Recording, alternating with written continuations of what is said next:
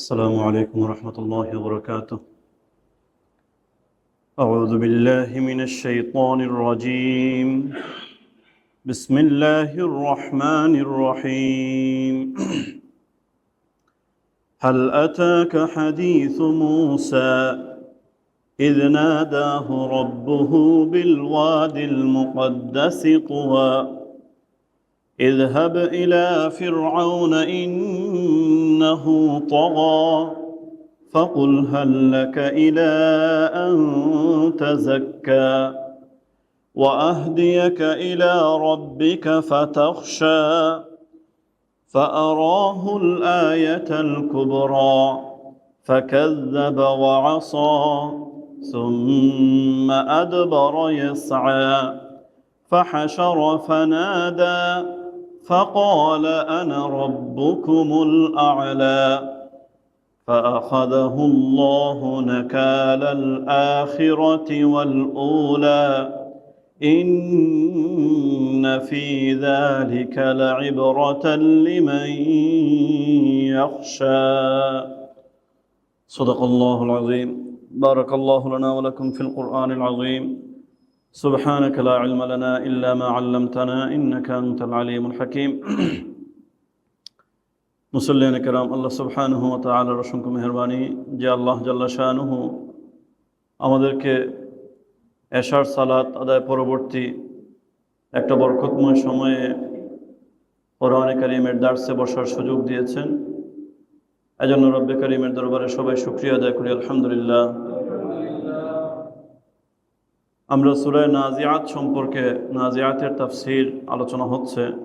গত 2 সপ্তাহে আমরা সূরা নাজিআতের 1 থেকে 14 নম্বর আয়াত পর্যন্ত আলোচনা করেছিলাম। আজকে 15 নম্বর আয়াত থেকে আমি তিলাওয়াত করেছি। আপনারা একটু বলেন তো, সূরা নাজিআত মাক্কি না মাদানী সূরা? মাক্কি না মাদানী? মাক্কি সূরা।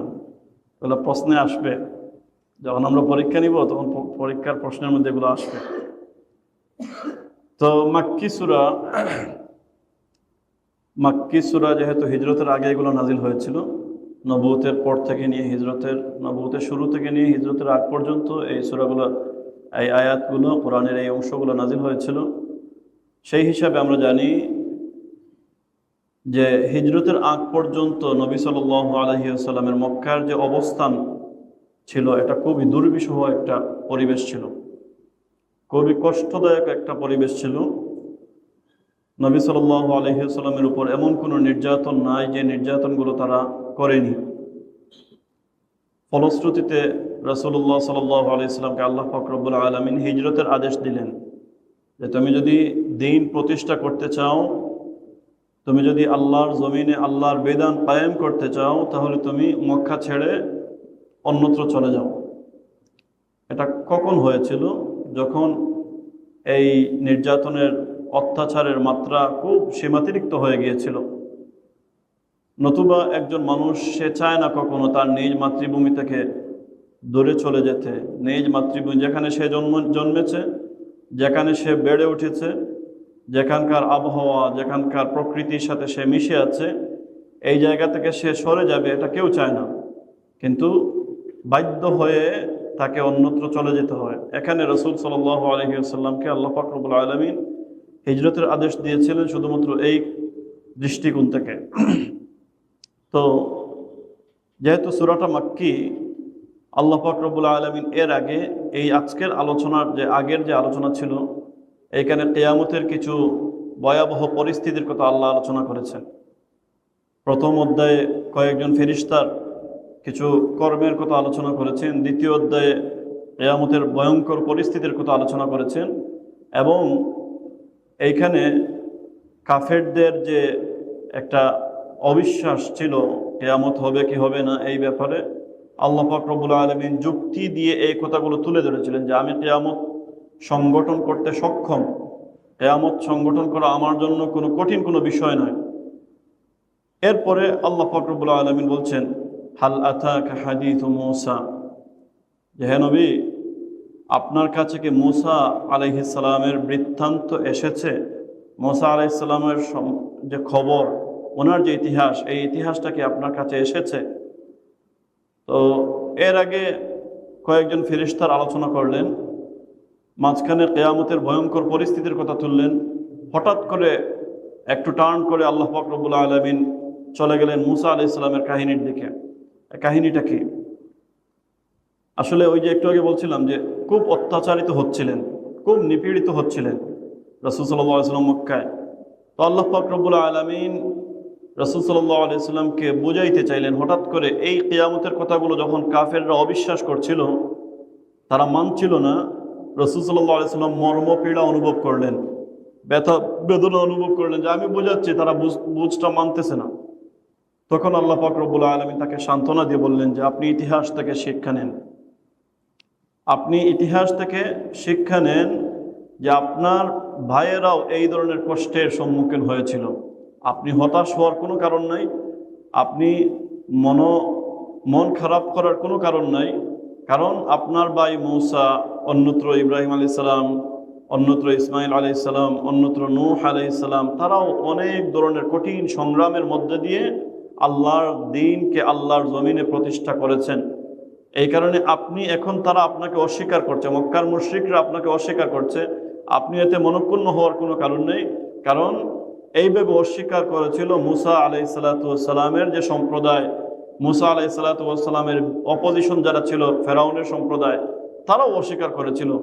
এই হিসাবে আপনি, তারা যে মক্কার মুশরিকরা যে আপনাকে অস্বীকার করছে, এতে মনক্ষুণ্ণ হবেন না, মনক্ষুণ্ণ হওয়ার কোনো কারণ নাই। আপনি ইতিহাস থেকে শিক্ষা নেন। এই কারণে সাথে সাথে হঠাৎ করে আল্লাহ পাক রব্বুল আলামিন মুসা আলাইহিস সালাতু ওয়াস সালামের হিস্ট্রিটা এখানে নিয়ে এসেছেন। হাল আতাকা হাদিসু মুসা, এখানে খুব সিম্পলি, খুব সংক্ষিপ্তভাবে আল্লাহ পাক রব্বুল আলামিন মুসা আলাইহিস সালামের ইতিহাসটা এখানে এনেছেন। খুব একটা অংশ, মুসা আলাইহিস সালামের সমগ্র জীবন জুড়ে, উনি 120 বছর জীবিত ছিলেন, এই সমগ্র জীবন জুড়ে যে অনেক ঘটনা ঘটেছিল, এর মধ্যে মাত্র সামান্য ছোট্ট একটা ঘটনা এখানে নিয়ে এসেছেন, যে ওই ঘটনা থেকে আপনি শিক্ষা নেন। ঘটনাটা কি?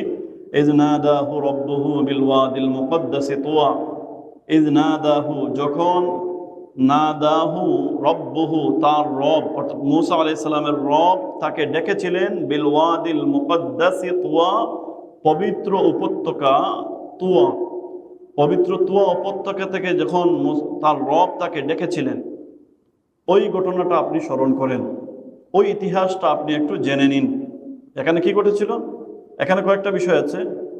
তুয়া একটা জায়গা, একটা উপত্যকার নাম, একটা ভ্যালির নাম। দুই পাহাড়ের পাদদেশে যে অঞ্চলটা থাকে, নিম্নাঞ্চল যেটা, ওইটাকে বলা হয় উপত্যকা। তো এটা হচ্ছে গিয়ে তুর পাহাড়ের যে পাদদেশে যে নিম্নাঞ্চল যেটা ছিল, ওইটা হচ্ছে গিয়া তুয়া, একটা পবিত্র একটা জায়গা। এখানে এটা মিশরে অবস্থিত, এই জায়গাটা মিশরে অবস্থিত। তো হযরত মুসা আলাইহিস সালাতু ওয়াস সালাম, আপনারা জানেন, ফেরাউনের সাথে ওনার অনেক কনফ্লিক্ট হয়েছিল, অনেক সংঘর্ষ হয়েছিল ফেরাউনের সাথে। তো একবার ফেরাউনের একজন মানুষকে, উনি দুইজন মারামারি করছিল, উনি সমাধান করতে গিয়ে হালকা একটা ঘুষি দিয়েছিলেন। এটা কোরআন শরীফে আছে, কোরআনে কারিমে আছে। হালকা একটা ঘুষি দিয়েছিলেন, বেচারা ওই ঘুষি খেয়ে মারা গিয়েছে। আসলে তিনি মারার জন্য মারেননি, মানে হত্যা করার জন্য তিনি মারেননি। আমরা তো স্বাভাবিক, আমরা অনেক সময় ঝগড়া মীমাংসা করার জন্য একজনকে দূরে ঠেলে দেই, এইভাবে তিনি হালকা একটা ঘুষি মেরেছিলেন। আর তারও আজল শেষ হয়ে গিয়েছিল, মানে মৃত্যু এসে গিয়েছিল। এই কারণে সে সাথে সাথে ওই ঘুষি খেয়েই মারা পড়েছে। এখন তো মুসা আলাইহিস সালাম ভয় পাচ্ছেন যে ফেরাউনের এলাকায় ফেরাউনের একটা লোককে আমি মেরে ফেললাম, নিশ্চয় ফেরাউন আমাকে ছাড়বে না। তো তিনি ওইখান থেকে একটু সরে গেলেন, একটু চলে গেলেন ওই শহর থেকে, মিশর থেকে তিনি চলে গেলেন। যেতে যেতে তিনি পৌঁছলেন মাদায়েন নামে একটা জায়গা আছে, এটা বর্তমান সৌদি আরবের তাবুক শহরের পাশে। তাবুক থেকে প্রায় 170 কিলোমিটার দূরে। তাবুকটা পড়ছে মিশর থেকে পূর্ব দিকে, আর মিশরটা পড়ছে তাবুক থেকে পশ্চিম দিকে, মানে তিনি পূর্ব দিকে চলে গেলেন। ওইখানে যাওয়ার পরে, ওইখানে আপনারা জানেন এই ঘটনা কিছু জানা আছে আপনাদের। শুআয়ব আলাইহিস সালাতু ওয়াস সালামের দুইজন মেয়েকে দেখলেন, তারা কূপ থেকে পানি নেওয়ার জন্য চেষ্টা করছে। মনে আছে আপনাদের এই ঘটনাটা? শুআয়ব আলাইহিস সালাতু ওয়াস সালামের দুইজন মেয়ে, তারা কূপ থেকে পানি নেওয়ার চেষ্টা করছে, কিন্তু কিছু মানুষ, আলাদা কিছু মানুষ, পুরুষ ছিল বিধায় তারা ওইখানে পাশে যেতে পারছে না। তো মুসা আলাইহিস সালাম, সংক্ষেপে বলছে, মুসা আলাইহিস সালাম তাদেরকে সহযোগিতা করলেন এখানে।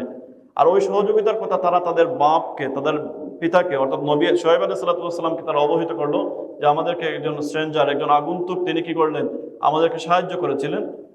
তো তিনি তাকে ডেকে পাঠালেন, মুসা আলাইহিস সালামকে ডেকে পাঠালেন, এবং এর ফলশ্রুতিতে তিনি তার বড় মেয়েকে তার কাছে বিয়ে দিলেন। বড় মেয়ের নাম ছিল সাফুরা। নাম কি ছিল? সাফুরা, মনে থাকে যেন। তো এই সাফুরাকে তিনি বিয়ে করলেন। বিয়ের কিছুদিন পরে ওইখানে থাকলেন অনেকদিন। এরপরে তিনি আবার ওই সাফুরাকে নিয়ে তিনি তার দেশে যাচ্ছেন। একটা তো অন্য বিদেশে চলে এসেছেন, সৌদি আরব আর মিশর, দুই দেশ। তো তিনি তার দেশে ফেরত যাচ্ছেন। ফেরত যাওয়ার সময় ওই সময়টা ছিল প্রায় এখানে 600 কিলোমিটারের দূরত্ব হবে। ওই জায়গা থেকে মিশরের তিনি যেখানে বসতি ছিল এখানে প্রায় 600 কিলোমিটারের দূরত্ব। তো অনেক দিন লাগে যাইতে। তো তিনি যাচ্ছিলেন, যাওয়ার সময় ওই যখন মিশরে পৌঁছলেন, পৌঁছার পরে ওই তুর পাহাড়ের কাছাকাছি আসার পরে ওই সময় খুব রাত্রিবেলা, খুব শীতকালীন একটা সময়, খুব রাত্রি। আর মুসা আলাইহিস সালাতু ওয়াস সালাম ওনার যে সফর সঙ্গী ছিলেন, ওনার ফ্যামিলি সাফুরা ছিলেন বা আরও 2-1 ছিলেন, তাদেরকে তিনি নিয়ে তো যাচ্ছিলেন। হঠাৎ করে এমন শীত আসলো যে শীতের কারণে তাদের জন্য এই মুহূর্তে গরম উষ্ণতার খুব অনুভব পড়লো।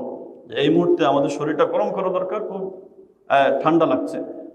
তো এই কারণে তিনি কি করবেন না করবেন এই ভেবে চিন্তা করতেছেন। হঠাৎ করে দেখেন দূর থেকে একটা আলো দেখা যাচ্ছে, একটা আলো দেখা যাচ্ছে। এটা আছে সূরা তাহার মধ্যে আছে, সূরা তাহার প্রথম অংশের কয়েকটা রুকুতে এই ঘটনাগুলো আছে। তো তিনি বললেন যে ওই যে আলো যেটা দেখা যাচ্ছে, তিনি তার পরিবারকে বললেন যে ইন্নী আনাস্তু নারা, আমি ওই আগুন দেখতে পাচ্ছি। লাআল্লি আতিকুম মিনহা বিকাবাসিন আও আজিদু আলান নারি হুদা, আমি তাদের ওখানে যাই, আমি গিয়ে ওইখান থেকে তাদের থেকে ওই যে একটু আলো নিয়ে আসি। আলো নিয়ে আসলে আমরা হয়তো ওই আগুনটা পোহাবো, অথবা অন্য কোনো একটা পথ হয়তো আমাদের, আও আজিদু আলান নারি হুদা, অথবা আগুন থেকে আমরা অন্য কোনো পথ একটা হয়তো বাইর করতে পারবো। তো তোমরা এখানে অপেক্ষা করো, আমি একটু যাই। তো ওই ঘটনাটা এখানে আনছেন আল্লাহ পাক রব্বুল আলামিন যে ইয নাদাহু রাব্বুহু বিল ওয়াদিল মুকদ্দাসি তুয়া, যে মুসা আলাইহিস সালাম ওই আগুন আনার জন্য গিয়েছেন কোথায়? ওই তুয়া উপত্যকায় গিয়েছেন। যাওয়ার পরে দেখেন যে না, এখানে তো কোনো আগুন নাই, এখানে একটা নূরের আভা ফুটে উঠছে। এখানে তিনি যে ভাবছিলেন যে কোনো একটা কাফেলা থাকবে, ওই কাফেলা থেকে তিনি একটা আগুন চেয়ে নিয়ে আসবেন, এখানে আগুন পোহাবেন, না, এখানে তো দেখা যায় কোনো আগুন নাই, বরং একটা গাছের মধ্য থেকে একটা আগুনের ঝলসানো একটা নূরের আভা বিকিরণ করছে। আর এমন ভাবে গাছটার মধ্যে থেকে যে গাছের পাতাও জ্বলে না, গাছের কাণ্ডও জ্বলে না, কিছুই জ্বলে না, বরং একটা আলোর উদ্গীরণ হচ্ছে। তিনি একটু চিন্তায় পড়ে গেলেন যে এই আলোটা আমি কিভাবে নেই বা কিভাবে কি করি। হঠাৎ করে আল্লাহ পাক রব্বুল আলামিন ওই এখানে আসছে ইয নাদাহু রাব্বুহু বিল ওয়াদিল মুকদ্দাসি তুয়া, যে তার রব তাকে তুয়া উপত্যকায় ডাকলেন। আল্লাহর পক্ষ থেকে ওইখান থেকে আওয়াজ আসলো, ওই একটা গায়েবী আওয়াজ, যে ইন্নী আনা রাব্বুকা ফাখলা'ন আলাইক ইন্নাকা বিল ওয়াদিল মুকদ্দাসি তুয়া, যে মুসা হতভম্ব হয়ে গিয়েছো, কিংকর্তব্য বিমূঢ় হয়ে গিয়েছো, আমি হচ্ছি তোমার রব। ইন্নী আনা রাব্বুক, আমি হচ্ছি তোমার রব। ফাখলা'ন আলাইক, তুমি তোমার জুতোটা এখন খুলো।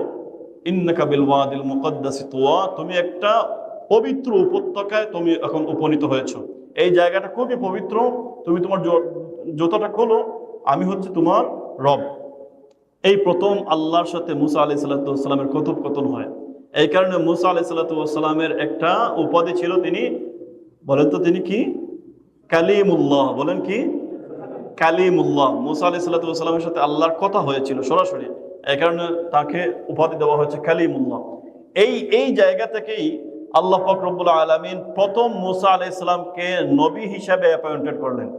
এই প্রথম তিনি নবী হিসাবে নিযুক্ত হলেন ওই ঘটনার দ্বারা। ইয নাদাহু রাব্বুহু বিল ওয়াদিল মুকদ্দাসি তুয়া, এখানে আছে সূরা তাহার মধ্যে আছে ওয়া আনা ইখতারতুকা ফাসতামি' লিমা ইউহা, হে মুসা, আমি তোমাকে নির্বাচিত করেছি। ওয়া আনা ইখতারতুকা, আমি তোমাকে নির্বাচিত করেছি। ফাসতামি' লিমা ইউহা, অতএব তুমি মনোযোগ দিয়ে শোনো, তোমার প্রতি কি প্রত্যাদেশ হয়, কি ওহী আসে, তুমি মনোযোগ দিয়ে শোনো। এই থেকে ওনার কি যাত্রা শুরু হয়েছে। তো এখানে ওই ঘটনাটা এইভাবে তো ওইখানে বর্ণনা আছে। আর এখানে আল্লাহ পাক রব্বুল আলামিন বলছেন, এরপরের যে অংশটা এটা বলছে যে ইযহাব ইলা ফিরআউনা ইন্নাহু তাগা, যে এক কাজ করো, তোমার ওইখানে তো আছে যে তোমার প্রতি কি প্রত্যাদেশ হয় তুমি তা মনোযোগ দিয়ে শোনো। আর ওইখানে ওই ঘটনাটাও আছে, ইযহাব ইলা ফিরআউনা, সেখানে ছিল ইযহাবা ইলা ফিরআউনা, মুসা এবং তার ভাই হারুন আলাইহিস সালামের কথা একসাথে বলছেন। আর এখানে আল্লাহ পাক রব্বুল আলামিন বলছেন ইযহাব ইলা ফিরআউন ইন্নাহু তাগা, তুমি ফিরআউনের দিকে যাও, ফিরআউনের কাছে যাও, সে নিশ্চয় অবাধ্যতা করেছে, সে বিদ্রোহ করেছে, সে আল্লাহকে স্বীকার করছে না, তুমি তার কাছে যাও, গিয়ে তাকে দ্বীনের দাওয়াত দাও। তো এই ছিল মূলত তুয়া উপত্যকার কাহিনী। আল্লাহ পাক রব্বুল আলামিন নবী আলাইহিস সালাতু ওয়াস সালামকে বলছেন যে তোমার কাছে মূসার কি খবর এসেছে, যে খবরটা কি, যে তার রব তাকে তুয়া উপত্যকায় ডেকেছেন। আমরা জানলাম কি, তুয়া উপত্যকাটা তুর পাহাড়ের পাদদেশে, আর তুর পাহাড়টা হচ্ছে মিশরে অবস্থিত, তার মানে তুয়া উপত্যকাটা মিশরে অবস্থিত। তো আল্লাহ বলছেন ফাকুল হাল্লাকা ইলা আন তাযাক্কা, ফাকুল তুমি গিয়ে বলো, হাল্লাকা ইলা আন তাযাক্কা, তোমার কি পবিত্রতা অর্জনের কোনো আগ্রহ আছে? হাল্লাকা ইলা আন তাযাক্কা, তাযাক্কা মানে পবিত্রতা অর্জন করা। তুমি কি পবিত্র হতে চাও, তুমি কি ভালো হতে চাও, তুমি তাকে গিয়ে বলো। এরপরে আরো বলো ওয়া আহদিয়াকা ইলা রাব্বিকা ফাতাখশা, ওয়া আহদিয়াকা ইলা রাব্বিকা, আমি তোমাকে তোমার রবের পথে ডাকছি।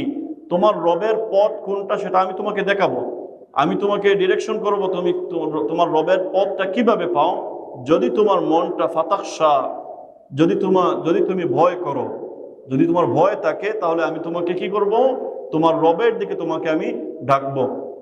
এই যে কথাগুলো, এই কথাগুলো অত্যন্ত মোলায়েম কণ্ঠের কথা, অত্যন্ত সুন্দর বাচনভঙ্গির কথা। এই কারণে আল্লাহ পাক রব্বুল আলামিন সূরা তাহার মধ্যে বলেছিলেন ফাকুলা লাহু কাওলাল লাইয়িনাল লাআল্লাহু ইয়াতাযাক্কারু আও ইয়াখশা। নবী মূসা, আপনি এবং আপনার ভাই দুইজনই ফেরাউনের সাথে যখন কথা বলবেন তখন নরম স্বরে কথা বলবেন, নরম স্বরে।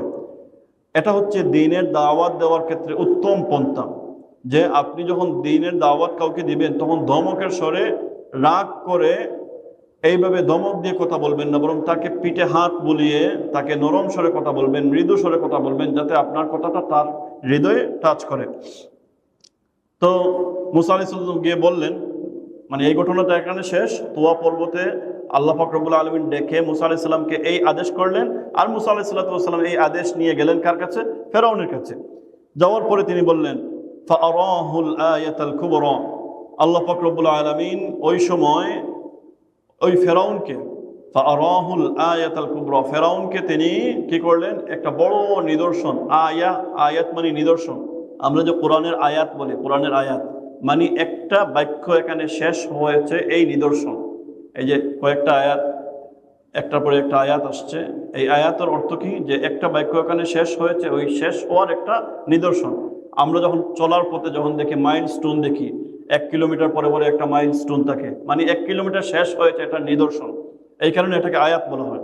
তো ফাআরাহুল আয়াতাল কুবরা, কুবরা মানে বড়, যে আল্লাহ পাক রব্বুল আলামিন বলছেন যে ওইখানে যাওয়ার পরে আমি ফাআরাহুল আয়াতাল কুবরা, মুসা আলাইহিস সালাতু ওয়াস সালাম তাকে, ওই ফেরাউনকে আয়াতাল কুবরা, তিনি বড় নিদর্শন দেখালেন। এই নিদর্শনটা কি ছিল?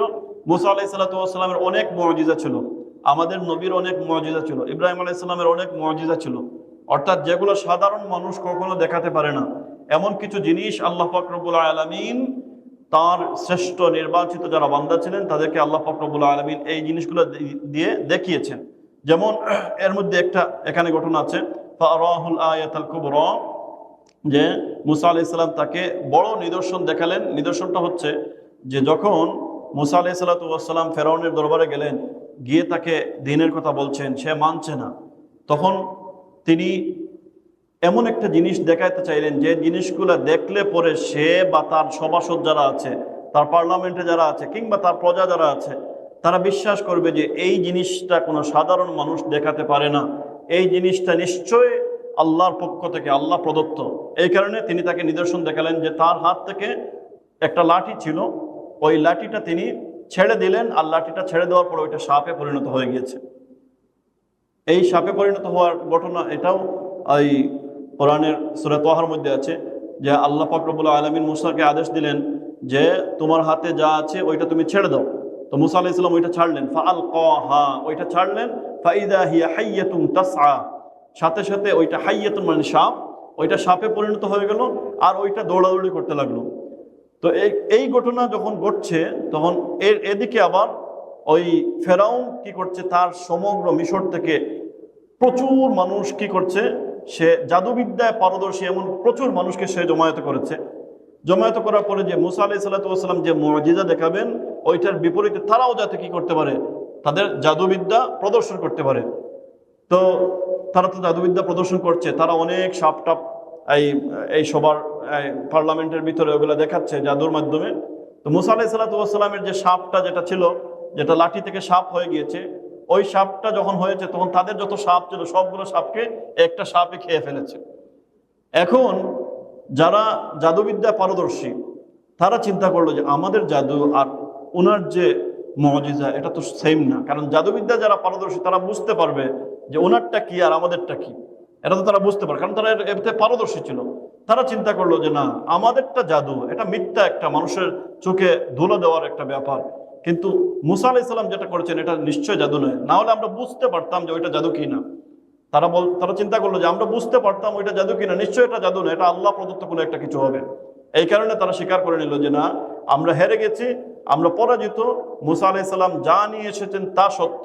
সবাই একসাথে ইসলাম গ্রহণ করে নিল। সুবহানাল্লাহ, সবাই একসাথে ইসলাম গ্রহণ করলো। এতে এতে ফেরাউন আরো ক্ষিপ্ত হয়ে গেল, আরো তার রাগ উঠল। সে কি করছে, আল্লাহ বলছেন ফাকাযযাবা ওয়া আসা, সে ওই ঘটনাটাকেও, এই যে তার জাদুবিদ্যা যারা পারদর্শী জাদুঘর যারা ছিলেন তারা মুসলমান হয়ে গিয়েছেন, এদিকে মুসা আলাইহিস সালাতু ওয়াস সালাম আবার ওই হাতটা তার ওই সাপের মধ্যে দিলেন, সাথে সাথে ওইটা লাঠি হয়ে গেল।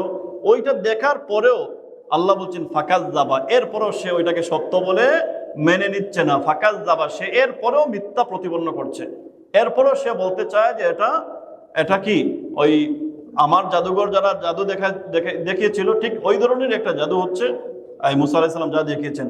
ওয়া আসা, সে তা অমান্য করলো, অর্থাৎ মানতে চাইলো না। এরপরে কি সুম্মা আদবারা ইয়াসআ, এরপরে সে পিছন ফিরে, অর্থাৎ ষড়যন্ত্র করার উদ্দেশ্যে এই দিক থেকে সে মুখ ফিরিয়ে নিল। অর্থাৎ মুসা আলাইহিস সালামের কথা, ওনার আহ্বান, ওনার যে দাওয়াত, ওই দাওয়াতকে সে আর মানতে চায়নি।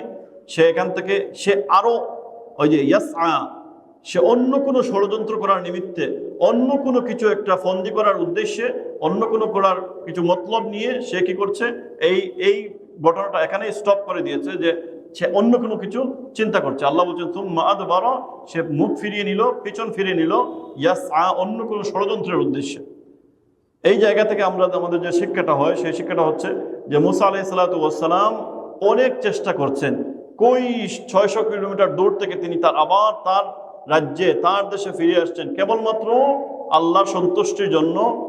কেবলমাত্র এত বড় একটা পরাক্রমশালী ছিল সে ওই সময়ে ওই যে তার যে অঞ্চল ছিল, এই অঞ্চলে তার থেকে কথা বলার মতো আর কেউ ছিল না। এত মানে প্রভাবশালী একজন সম্রাটের সামনে এসে মুসা আলাইহিস সালাতু ওয়াস সালাম তিনি দ্বীনের দাওয়াত দিচ্ছেন, এটা একটা কষ্টের কথা, এটা অনেক বড় একটা নির্যাতনের কথা ছিল। আল্লাহ পাক রব্বুল আলামিন নবী আলাইহিস সালাতু ওয়াস সালামকে সেই দিকে ইঙ্গিত করে বলছেন যে তোমার ভাই মুসা অনেক কষ্ট করেছেন, এই কারণে আপনি এই যে কষ্ট করছেন, এই কষ্টকে এত কষ্ট মনে করবেন না। এরপরে সে কি করলো, ফাহাশারা ফানাদা, সাথে সাথে একটা সমাবেশ ডাকলো মুসা ফেরাউন, সাথে সাথে একটা সমাবেশ, ফাহাশারা, একটা জমায়েত করলো, মহা সমাবেশ ডাকলো, ফানাদা, এবং ঘোষণা দিল, উচ্চস্বরে ঘোষণা দিল, ফাকালা আনা রাব্বুকুমুল আ'লা, সে বলতে লাগলো যে আমি হচ্ছি তোমাদের সবচেয়ে বড় রব।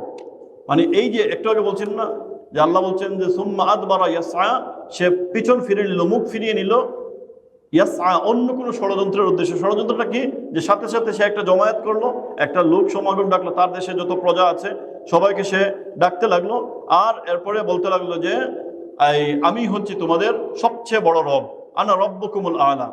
এই কথাটা সে আরো অনেক জায়গায় বলেছিল। মুসা আলাইহিস সালামকে একবার বলেছিল লা ইন ইত্তাখাযতা ইলাহান গায়রি লা আজআলান্নাকা মিনাল মাসজুনিন। সূরা শুআরার মধ্যে আছে, সূরা শুআরার সম্ভবত 29 নম্বর আয়াতে আছে যে লা ইন ইত্তাখাযতা ইলাহান গায়রি লা আজআলান্নাকা মিনাল মাসজুনিন, যদি তুমি হে মুসা আমাকে ছাড়া অন্য কাউকে যদি তুমি ইলাহ মনে করো, লা আজআলান্নাকা মিনাল মাসজুনিন, তাহলে আমি তোমাকে জেলের মধ্যে বন্দী করব। মানে সব সময় সে এটা ভাবতো যে আমি হচ্ছে সবচেয়ে বড় রব, আমার চেয়ে বড় রব আর কেউ নেই।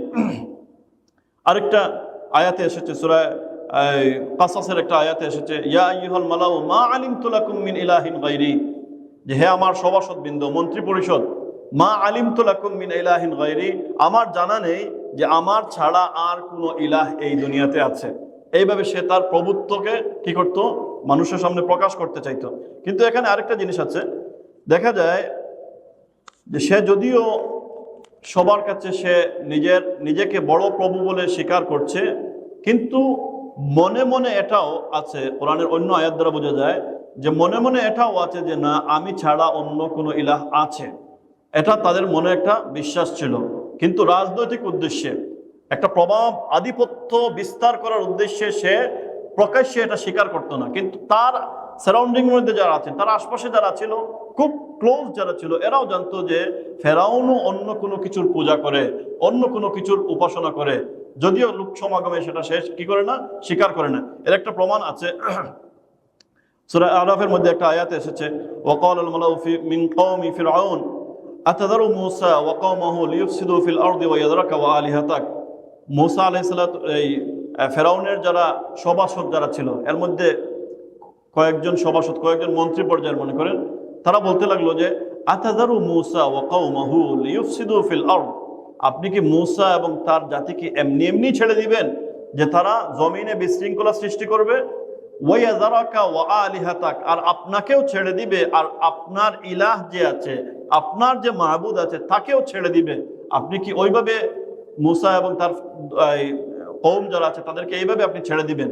এর মানে এটা দ্বারা বোঝা যায় যে ফেরাউনের আলিহা মানে ফেরাউনের মাহবুদ কেউ একজন ছিল, ফেরাউনের মাহবুদ বা উপাস্য কেউ ছিল, যে যার উপাসনা, যার ইবাদত সে করত, কিন্তু বাস্তবে বা প্রকাশ্যে সে এটা কি করতো না, স্বীকার করতো না। এটার একটা প্রমাণ আমরা পাই এই আমাদের ইয়েতে আছে। গতদিন বলেছিলাম যে কাবাগর যখন ধ্বংস করা হচ্ছিল, ওই সময় নবী আলাইহিস সালাতু ওয়াস সালামের দাদা আব্দুল মুত্তালিব ছিলেন কাবাগরের মুতল্লি। যখন কাবাগর ধ্বংস করার একবারে কাছাকাছি চলে আসছিল আব্রাহার বাদশাহ, তখন তিনি আর কাউকে ডাকেননি, কেবল ডেকেছিলেন কাকে? আল্লাহকে। অর্থাৎ মক্কার মুশরিকরাও মনে করত যে আমরা যে মূর্তিগুলোর পূজা করি, এর বাহিরেও আরে এমন একজন সত্তা আছেন যে সত্তার উপরে আর কোনো সত্তা নাই। ঠিক একইভাবে ফেরাউন এটা মনে করে, এটা প্রকাশ করতো না, বাস্তবে এটাকে নিয়ে আসতো না, কিন্তু সে গোপনে গোপনে এমন কোনো কিছুর কি করে পূজা করে বা উপাসনা করে যাকে সে তার চেয়েও বড় মনে করে। ওয়া ইয়াযরাকা ওয়া আলিহাতাক। কিন্তু রাজনৈতিক কারণে দুইটা কওমের মারামারি, একটা ফেরাউনের কওম আর একটা বনী ইসরাইল, এই দুইটা কওমের মারামারির কারণে সে এটাকে প্রকাশ্য স্বীকার করতো না। তো কি করলো সে? ফাহাশারা ফানাদা, সে দুরভিসন্ধি চরিতার্থ করার উদ্দেশ্যে সে কি করলো, যে লোক জমায়েত করলো এবং এখানে সবার সামনে বলল আনা রব্বুকুমুল আ'লা। এই যে কথাটা আনা রব্বুকুমুল আ'লা, আমি হচ্ছে সবচেয়ে বড় রব, এটা আল্লাহর কাছে আর বরদাস্ত হয়নি। অনেক ডিল দিয়েছেন, অনেক ছাড় দিয়েছেন। আল্লাহ পাক রব্বুল আলামিন একটা আয়াতে এসেছে, ফামাহিলিল কাফিরিনা আমহিলহুম রুওয়াইদা। আল্লাহ পাক রব্বুল আলামিন কাফেরদেরকে অবকাশ দেন, কিন্তু এক সময় না এক সময় খপ করে ধরে ফেলেন। ইন্না বাতশা রাব্বিকা লাশাদীদ, আল্লাহর যে ধরাটা হচ্ছে খুব শক্ত পাকড়াও। অনেক ডিল দিয়েছেন, অনেক সুযোগ দিয়েছেন, অনেক সুযোগ নেওয়ার পরেও সে সুযোগটা কাজে লাগায়নি। এই কারণে আল্লাহ পাক রব্বুল আলামিন বলছেন, একবারে শেষের দিকে চলে আসছেন, তার জীবনের শেষ দিকে চলে আসছেন, বলছেন ফাআখাযাহুল্লাহু নাকালাল আখিরাতি ওয়াল উলা। আল্লাহ পাক রব্বুল আলামিন তাকে এখন ধরলেন, এখন তাকে পাকড়াও করলেন। ফাআখাযাহুল্লাহু, আল্লাহ পাক রব্বুল আলামিন তাকে পাকড়াও করলেন নাকালাল আখিরাতি ওয়াল উলা, যে আখিরাত এবং দুনিয়া এবং আখিরাতের শাস্তি হিসাবে, দৃষ্টান্তমূলক শাস্তি হিসাবে আল্লাহ পাক রব্বুল আলামিন এখন তাকে পাকড়াও করলেন। আমরা দেখি কোরআনের অন্যত্র আছে, আল্লাহ পাক রব্বুল আলামিন বলছেন আল ইয়াউমা নুনাজ্জিকা বিবাদানিকা লিতাকুনা লিমান খালফাকা আয়া, যে যখন এটা তো ঘটনার শেষ দিকে চলে আসছে আল্লাহ পাক রব্বুল আলামিন, যে মুসা আলাইহিস সালাতু ওয়াস সালাম বারবার উনি এবং ওনার ভাই সহ বারবার তার কাছে দাওয়াত নিয়ে যাচ্ছেন, বারবার সে অস্বীকার করছে, সে মুসা আলাইহিস সালাতু ওয়াস সালামের উপর অত্যাচার করছে, নির্যাতন করছে। এক পর্যায়ে যখন আল্লাহ পাক রব্বুল আলামিন মুসা আলাইহিস সালামকে বললেন যে তুমি তোমার কাফেলা নিয়ে, তোমার বনী ইসরাইলের যে বংশধর যারা আছে তাদেরকে নিয়ে তুমি এখান থেকে বের হয়ে যাও, অর্থাৎ মিশর থেকে তুমি বের হয়ে যাও। ওই সময় তারা যখন বের হচ্ছিলেন, তো বের হওয়ার সময় লোহিত সাগর ছিল, এখানে অনেকে মনে করেন মনে হয় নীল নদ তিনি অতিক্রম করেছিলেন, আসলে নীল নদ নয়। উনি কোরআনে কারিমের মধ্যে আল বাহর শব্দটা এসেছে, আল বাহরুন মানে সাগর। আর এখানে দেখা যায়, আপনারা দেখবেন এই মিশরের যে মিশর কেন্দ্রিক যে লোহিত সাগর আছে, সৌদি আরব কেন্দ্রিক যে লোহিত সাগর আছে, ওই সাগরের একটা মোহনা আছে, ছোট্ট একটা মোহনা। এটা সাগরের অংশ, কিন্তু খুব বড় না, বিশাল কোনো সাগর নয়, এটা সাগরের ছোট্ট একটা অংশ। ওই অংশ দিয়ে মুসা আলাইহিস সালাতু ওয়াস সালাম তিনি ওই অংশ দিয়ে পার হয়ে গিয়েছিলেন। আল্লাহ পাক রব্বুল আলামিন তাকে পার হওয়ার সুযোগ দিয়েছিলেন। তো ওই সুযোগটা ফেরাউন তার দলবল নিয়ে ওই সুযোগটা গ্রহণ করার চেষ্টা করছিল, যে মুসা যেভাবে এই পথ দিয়ে যেতে পেরেছেন, তাহলে আমিও নিশ্চয় পারবো। এই কারণে সে ওই পথ দিয়ে যাওয়ার চেষ্টা করেছিল। কিন্তু আল্লাহ পাক রব্বুল আলামিন যখন মাঝ সমুদ্রে চলে আসছে, আল্লাহ পাক রব্বুল আলামিন দুই দিকের পানি একত্র করে তাকে ওইখানে সলিল সমাধি করলেন। ওই যে ঘটনাটা, এই ঘটনাটাকে আল্লাহ পাক রব্বুল আলামিন অন্যত্র বলছেন, আল-ইয়াউমা নুনাজ্জিকা বিবাদানিকা, আজকে তোমার শরীরটাকে, বদন, বিবাদানিকা, বদন, বদন মানে শরীর। আমরা ছোটবেলা পড়েছি বদন পাক, মনে আছে আপনাদের? নামাজের ফরজ 14টির মধ্যে একটা ছিল বদন পাক, মানে শরীর পাক। তো বিবাদানিকা, আল্লাহ বলছেন যে আজকে তোমার এই শরীরটাকে আমি মুক্তি দিয়ে দিলাম। আল-ইয়াউমা নুনাজ্জিকা বিবাদানিকা, আজকে তোমার শরীরটাকে আমি মুক্তি দিয়ে দিলাম। লিতাকুনা লিমান খালফাকা আয়া, যাতে করে তোমার পরে যারা আসবে, মানে ফেরাউন তোমার পরে যারা আসবে, এদের জন্য আজকের এই ঘটনাটা একটা ইতিহাস হয়ে যায়, একটা ঘটনাটা একটা সাক্ষী হয়ে যায়, একটা নিদর্শন হয়ে যায় যে তুমি তোমার রবের সাথে কেমন অবাধ্য ছিলে, তুমি তোমার রবের কেমন বিদ্রোহ করেছিলে। এই কারণে দেখা যায় আজকে থেকে 3500 বছর আগের ঘটনা, মুসা আলাইহিস সালাতু ওয়াস সালামের সাথে যে ফেরাউনের যে দ্বন্দ্বটা হয়েছিল, এই দ্বন্দ্বটা হয়েছিল 3500 বছর আগে। আর এই কোরআন নাজিল হয়েছিল আজকে থেকে 1400 বছর আগে। মনে করেন প্রায় 2600 বা 2500 বছর আগে, এই 2000 বছর আগের ঘটনা আল্লাহ পাক রব্বুল আলামিন কোরআন কারিমে নবী আলাইহিস সালাতু ওয়াস সালামের উপর নাজিল করে জানিয়ে দিয়েছেন। আর এরপর থেকে নিয়ে আজকে আর 1400 বছর, 1500 বছর পরে এখন পর্যন্ত প্রায় 3500 বছর আগের ওই লাশটা এখন পর্যন্ত মিশরের জাদুঘরে সংরক্ষিত আছে। আল্লাহ বলছেন কি, আল-ইয়াউমা নুনাজ্জিকা, আজকে তোমার শরীরটাকে আমি মুক্তি দিয়ে দিলাম, অর্থাৎ তোমার শরীরটাকে আমি গলাইবো না, পচাইবো না, তোমার শরীরটা লিতাকুনা লিমান খালফাকা আয়া, পরবর্তী যারা আসবে তাদের জন্য নিদর্শন হিসাবে রেখে দিলাম। এখন পর্যন্ত 3500 বছর হয়ে গিয়েছে, কিন্তু এখন পর্যন্ত আল্লাহ পাক রব্বুল আলামিন তার শরীরটাকে ওইভাবে রেখে দিয়েছেন। আজকে থেকে হয়তো 150 বা 200 বছর আগে তার শরীরটা পাওয়া গিয়েছিল, 1800 কত শতাব্দীতে, কত সালে তার শরীরটা পাওয়া গিয়েছিল, এই পানির মধ্যে পাওয়া গিয়েছিল। কিন্তু যে সময় পাওয়া গিয়েছে ওই সময় পানিতে ছিল, এর আগে প্রায় 3000 বছর ধরেন, অথবা 3200 বছর ধরেন, 3200 বছর ধরেন, 3300 বছর ধরে ওইটা পানিতেই ছিল। ওইটা ওই সময় তো ওঠানো হয়নি, ওইটা ওই সময় তোলা হয়নি। এই পানিতে থাকা অবস্থায় তো পচে যাওয়ার কথা ছিল, কিন্তু না, পচেনি। কিন্তু এরপরে এখন যখন রাখা হয়েছে, শোকেসের মধ্যে রাখা হয়েছে, মমি করে রাখা হয়েছে, এখন পর্যন্ত আছে, কিয়ামত পর্যন্ত এটা থাকবে। এই কারণে আল্লাহ বলছেন, ফাআখাযাহুল্লাহু নাকালাল আখিরাতি ওয়াল উলা, উলা মানে হচ্ছে দুনিয়া, দুনিয়ার জগতে এটা দৃষ্টান্ত হিসেবে রেখে দিলাম, আর আখিরাতে তো আর শাস্তি আছেই, আখিরাতে তো আমার কাছে জবাবদিহি করতেই হবে, এটা তো রেখেই দিয়েছি। এখন শেষে আল্লাহ পাক রব্বুল আলামিন এই অধ্যায়টা শেষ করছেন কি বলে, ইন্না ফি যালিকা লাইবরাতাল লিমান ইয়াখশা, নিশ্চয়ই এর মধ্যে রয়েছে অনেক বড় একটা শিক্ষা, নিশ্চয়ই এর মধ্যে অনেক বড় একটা শিক্ষা রয়েছে। আমরা আগেই বলেছি যে আল্লাহ পাক রব্বুল আলামিন হাল আতাকা হাদিসু মূসা, এই আয়াত দ্বারা শুরু করছেন যে ইতিহাস থেকে, লেসন ফ্রম হিস্ট্রি, ইতিহাস থেকে শিক্ষা নেওয়ার কথা বলছেন। আর শেষে এসে বলছেন, ওই অধ্যায়টা শেষ করছেন কি, ইন্না ফি যালিকা লাইবরাতাল লিমান ইয়াখশা, নিশ্চয় ইবরত, ইবরত মানে শিক্ষা। আমাদের অনেকেই মুরব্বীরা বলেন ইবরত হাসিল করো, এইভাবে ইবরত মানে হচ্ছে শিক্ষা। তো আল্লাহ পাক বলছেন যে এই জায়গায় যারা আল্লাহকে ভয় করবে তাদের জন্য রয়েছে একটা মহা বড় শিক্ষা। তো এই শিক্ষাটা কি, অর্থাৎ হে নবী আলাইহিস সালাতু ওয়াস সালাম, আপনি হতাশ হওয়ার কোনো কারণ নেই। এই ঘটনা থেকে আপনি শিক্ষা নিন যে আপনার উপর শুধুমাত্র অত্যাচার, নির্যাতন, নিষ্পেষণ শুধুমাত্র আপনার উপরে হচ্ছে এমন না, বরং এর আগে মুসা আলাইহিস সালামের উপর হয়েছিল, অন্যান্য নবী যারা ছিলেন তাদের উপর হয়েছিল। এটা হচ্ছে একদিকে রাসূল সাল্লাল্লাহু আলাইহি ওয়াসাল্লামকে সান্ত্বনা প্রদানের শিক্ষা। আর যারা মুশরিক যারা ছিল, অদ্যত্ব যারা প্রদর্শন করছিল, যারা কিয়ামতের এই কঠিন ব্যবস্থাকে যারা মানছিল না, আল্লাহ পাক রব্বুল আলামিন তাদেরকে হুঁশিয়ারি করে বলছেন যে এটা তাদের জন্য একটা বড় শিক্ষা। মুসা আলাইহিস সালাতু ওয়াস সালামের সাথে ফেরাউন ওই ধরনের ষড়যন্ত্র করে পার পেয়ে যায়নি। আজকে তোমরা নবী মুহাম্মদ আলাইহিস সালাতু ওয়াস সালামের সাথে যেসব ষড়যন্ত্র করছো, এগুলোর কারণেও তোমরা কাল কিয়ামতের দিন আমার কাছে জবাবদিহি করতে হবে, তোমরা পার পাবে না। তো এই ছিল মূলত আজকের আলোচনা। এখান থেকে আমরা যা বুঝলাম যে আল্লাহ পাক রব্বুল আলামিন মুসা আলাইহিস সালাতু ওয়াস সালামের ঘটনা দিয়ে আল্লাহর নবী আলাইহিস সালাতু ওয়াস সালামকে তিনি শিক্ষা দিচ্ছেন যে আপনার হতাশ হওয়ার কোনো কারণ নেই। মুসা আলাইহিস সালাতু ওয়াস সালাম এইভাবে নির্যাতনের মুখোমুখি হয়েছিলেন। এখানে মুসা আলাইহিস সালাতু ওয়াস সালামের ঘটনার মধ্যে আমরা পাই তুর পাহাড়ের কথা, তুয়া উপত্যকার কথা, যে তুয়া উপত্যকাটা তুর পাহাড়ে, এবং তুর পাহাড়টা হচ্ছে মিশরে। এখানে মুসা আলাইহিস সালাতু ওয়াস সালাম তার স্ত্রী সাফুরাকে নিয়ে মিশরে আসছিলেন, ওই ঘটনাটা এখানে আছে। এরপরে একটা কথা বলেছিল এই ফেরাউন, এই ঘটনায় পাওয়া যায় একটা ফেরাউন একটা কথা বলেছিল, সে বলেছিল আনা রব্বুকুমুল আ'লা, যে আমি হচ্ছি তোমাদের সবচেয়ে বড় রব। আল্লাহ পাক রব্বুল আলামিন এই কথা শোনার পরে আর তাকে সুযোগ দেননি। অনেক সুযোগ দিয়েছিলেন, প্রায় 400 বছর সম্ভবত ফেরাউন জীবিত ছিল। তো মুসা আলাইহিস সালাতু ওয়াস সালামের অনেক আগে থেকেই সে জন্মগ্রহণ করেছিল, আর মুসা আলাইহিস সালাতু ওয়াস সালামের জমানায় এসে সে মারা গিয়েছে। তো আল্লাহ পাক রব্বুল আলামিন তাকে কয়েকশো বছর সুযোগ দিয়েছেন, কিন্তু এরপরে আর সুযোগ দেননি। এখানেই তার এই সলিল সমাধি তিনি গঠিয়েছিলেন।